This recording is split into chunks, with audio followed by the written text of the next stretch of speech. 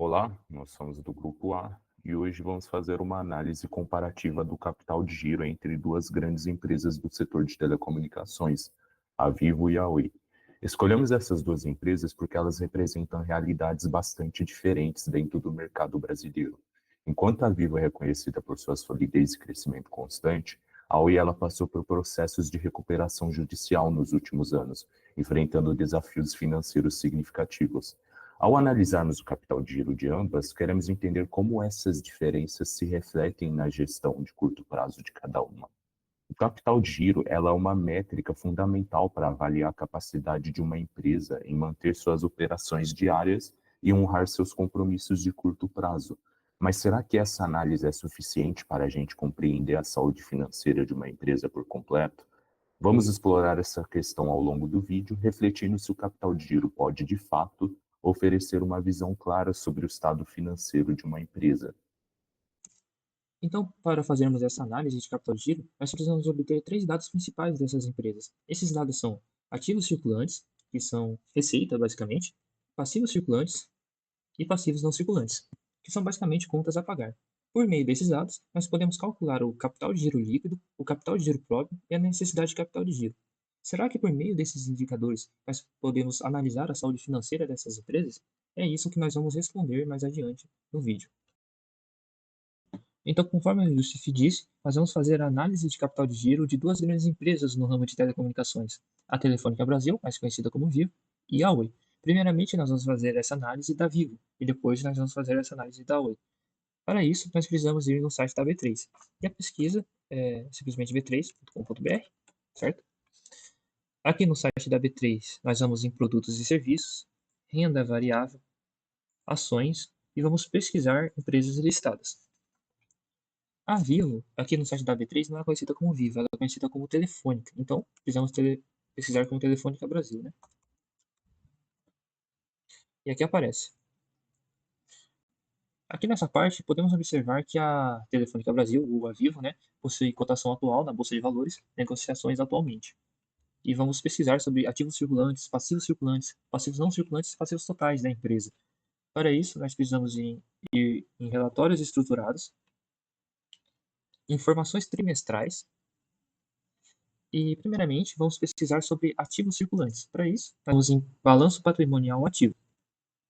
Aqui nessa tabela, podemos ver os ativos totais que foram contabilizados ali no final de 2023, com relação ao último trimestre de 2023 e o primeiro trimestre de 2024. Na verdade, esses daqui são ativos totais, né? Eu estava indicando errado. Esses daqui são os ativos circulantes. E a gente precisa falar também que esses ativos circulantes estão em R$ 1.000. Ou seja, essa parte aqui não é 23 milhões, são 23 bilhões de reais.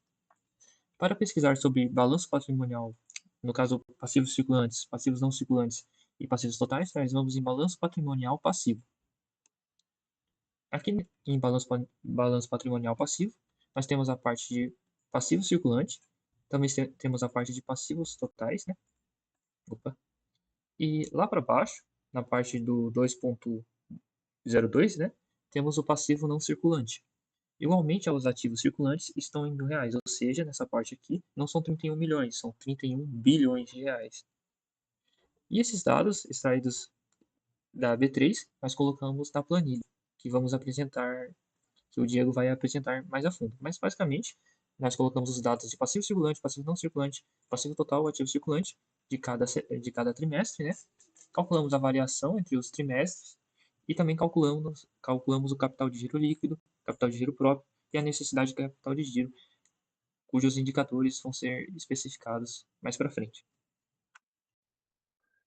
Bom, agora nós vamos fazer uma análise um pouco mais aprofundada para entender um pouco mais sobre a saúde financeira da empresa escolhida, que no caso aqui é a Vivo.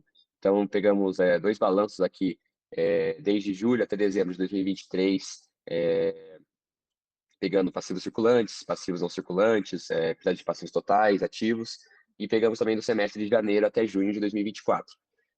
Nesse primeiro dado aqui, dá para ver que a parte de passivos circulantes aumentou, né, nesse semestre, justamente pelo fato de ter, que nem o Aran já tinha mencionado, houve um aumento no número de contas, né, para poder ser pagado em curto prazo, então a parte de passivos circulantes também aumenta. ou seja, para poder a empresa permanecer saudável, né, permanecer com um giro saudável, saúde financeira boa, é importante também os ativos circulantes terem aumentado. Analisando aqui embaixo, dá para ver que a parte de ativos circulantes também aumentou significativamente. Tem um aumento de 23,88%. Então, mostra que essa parte de tentar alcançar novos clientes, conseguir mais capital a curto prazo, né, mais dinheiro entrando na empresa, aumentou também durante esse semestre. A parte de passivos não circulantes, né, que está relacionado a bens, relacionado à infraestrutura, ela aumentou, mas teve uma variação relativamente pequena, de 2,37%, e a parte de passivos totais também aumentou em 2,78%, mesmo sendo já um valor bem alto, se for ver, analisando aqui, já é um valor muito alto, porém ela aumentou uma porcentagem de aproximadamente 3%. Agora, analisando a parte de capital de giro líquido, pode ver que a empresa deu uma melhorada muito boa, melhorou muito em relação a dezembro de 2023, justamente porque ela tinha fechado o semestre com um capital de giro líquido negativo, ou seja, os passivos circulantes eram maiores que os ativos circulantes durante esse semestre, deixando assim a conta no vermelho, né, do capital de giro líquido. E já nesse semestre, essa conta fechou no azul, então eles receberam, né, uma quantidade de dinheiro em relação a ativos circulantes em relação ao passivo circulante. Então foi uma melhora muito significativa durante esses 2 semestres. Já o capital de giro próprio, ainda dá para ver que ele ainda é um valor que é muito grande, então a parte de se juntar a parte de passivo circulante com a parte de passivo não circulante, esse valor os ativos circulantes não conseguem cobrir. Ou seja, ainda tem muito dinheiro que mostra que a empresa ainda depende muito de financiamentos e de giro externo. Isso mostra que pode ser um problema futuro para a saúde financeira da empresa.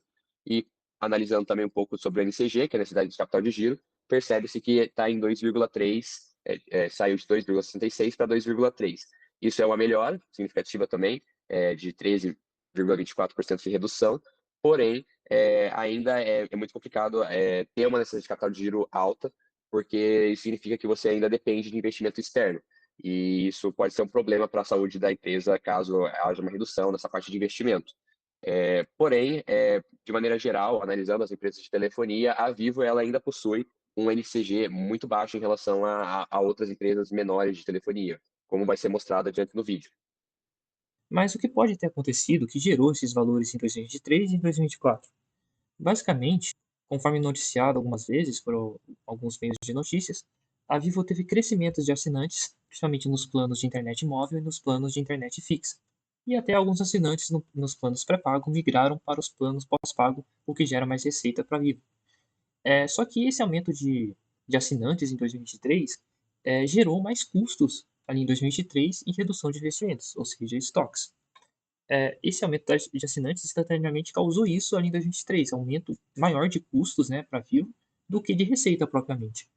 Por isso que houve capital de giro líquido negativo. Isso provavelmente, né? Porém, provavelmente ali em 2024, esse aumento de assinantes em 2023 refletiu em mais receita em 2024. E com isso, os ativos circulantes se tornaram ainda maiores. O crescimento de ativos circulantes cresceu mais do que o de passivos circulantes, por conta do aumento de assinantes. E com isso, o capital de giro líquido ficou positivo. Então, basicamente, a gente pode analisar a necessidade de mudança de capital de giro por meio dessas informações. Houve aumento de assinantes, então tal coisa acontece, né?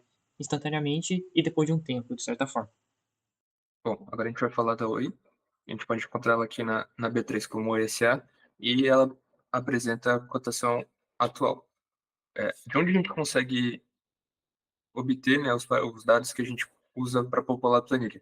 Se a gente vir aqui no site da B3 e trocar aqui para relatórios estruturados e escolher a informação trimestral versão 1 aqui, a gente consegue, alterando aqui para balanço patrimonial ativo, a gente consegue encontrar alguns parâmetros aqui, como o ativo circulante, o ativo não circulante está aqui embaixo, só a gente procurar os parâmetros necessários aqui.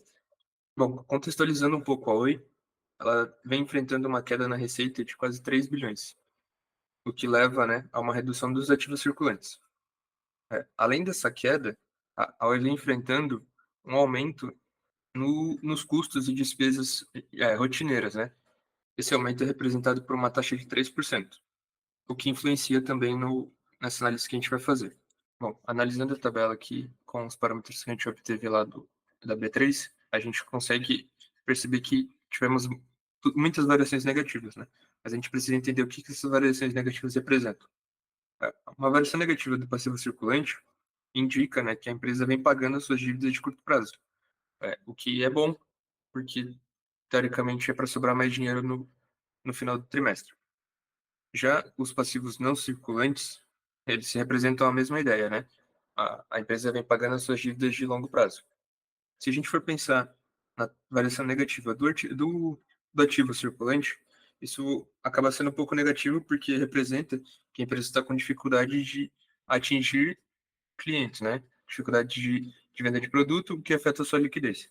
Bom, agora analisando o capital de giro líquido próprio e a necessidade de capital de giro, assim como o ativo circulante, o capital de giro líquido negativo, ele está associado com problemas de liquidez.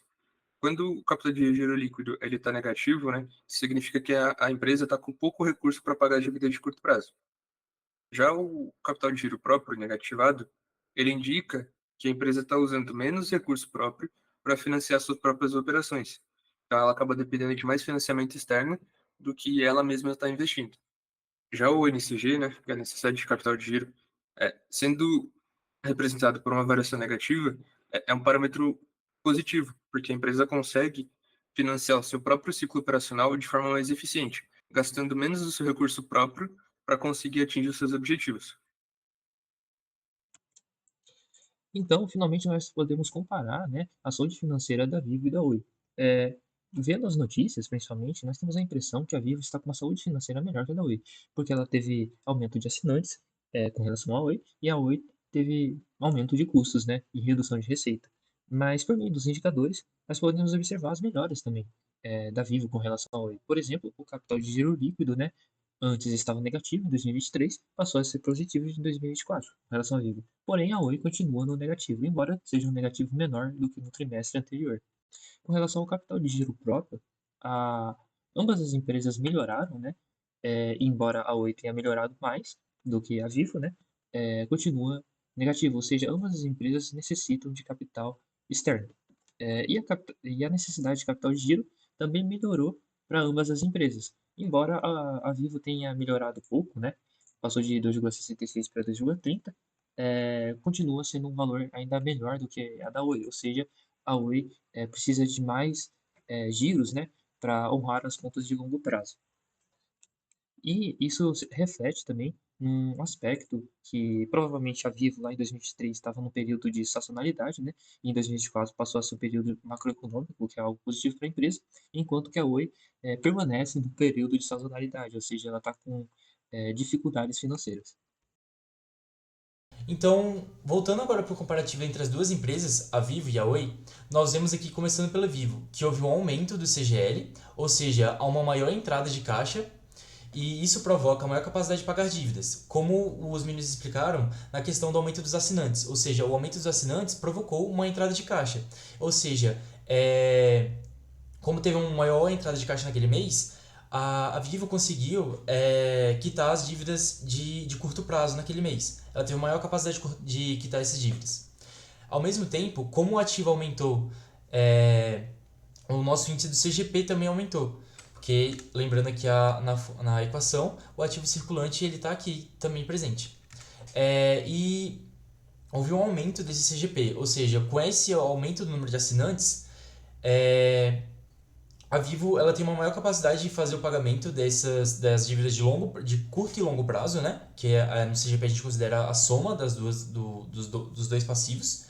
Só que, como ainda está negativo, a gente vê que ela ainda não é capaz de quitar as dívidas, com base no ativo circulante, ou seja, com base naquilo que entrou naquele mês, ela ainda não é capaz de quitar todas as dívidas, ou seja, ela ainda precisa de um investimento. Então, se por algum acaso, o que isso indica pra gente? Se por algum acaso a Vivo não ter mais um investimento externo, pode ser que a empresa quebre, entendeu? Porque ela não vai ser capaz de quitar suas dívidas. Já a gente consegue ver agora a parte da redução do NCG.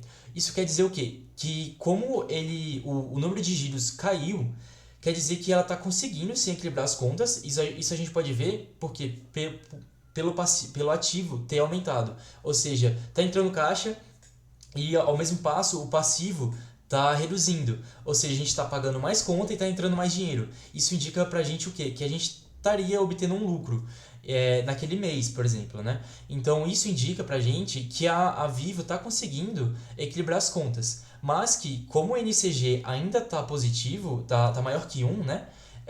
Ela ainda tem mais dívidas do que ela tem a capacidade de realizar o pagamento delas. Para a Oi, a gente tem agora esses parâmetros, eles tiveram um comportamento um pouco parecido. Só que o que indica pra gente que a empresa pode estar melhorando sua saúde, como a gente viu aqui na Vivo.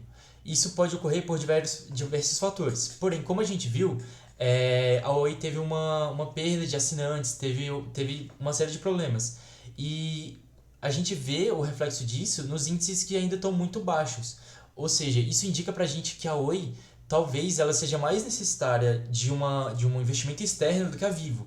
Então, falando da saúde da empresa, a gente pode falar que a saúde da Vivo hoje é muito melhor que a da Oi, por conta dos indicativos do número de passivos e ativos, e não por esses índices.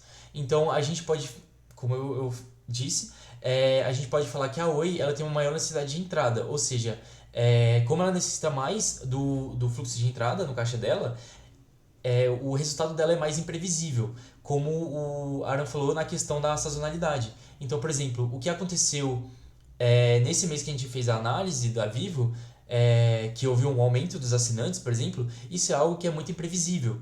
Ou seja, o que foi muito bom para a Vivo agora, pode ser que na próxima análise seja ruim. Pode ser que o ativo dela tenha caído, porém, o que importa é ela estar conseguindo, com base nesses índices, se equilibrar. Mas, e aí então a gente chega no porquê que a gente analisa esses dados? Então, com base em toda essa teoria que a gente passou, e nesse estudo de caso, aí se a gente pode falar, a gente vê que esses parâmetros eles servem muito para identificar, para mostrar para a gente como está a saúde financeira da empresa, na questão de caixa, ou seja, quanto que eles têm e quanto eles devem, e até quando eles devem. Então, são indicativos que mostram para a gente a saúde financeira da empresa, e a gente pode ver como essas empresas estão lidando com as dívidas no passar do tempo. Ou seja, isso pode fazer com que ocorra uma maior pressão dos acionistas, por exemplo, que a gente tem uma maior pressão sobre a cadeira de comando dessas empresas ou não, com base em como eles estão gerenciando essas empresas. Vendo isso, e a gente vê isso com base no reflexo desses indicativos. E por fim, a gente fica com essa análise de vale a pena investir nessa empresa? Pelo histórico dela, ela está conseguindo um superávit ou ela está tendo um déficit, ela está tendo lucro. Então, nesse período, será que ela vai me beneficiar se eu investir nela ou ela vai torrar meu dinheiro? Então, esses parâmetros são alguns dos indicativos que a gente pode utilizar na hora de buscar empresas para investir. E é isso, muito obrigado.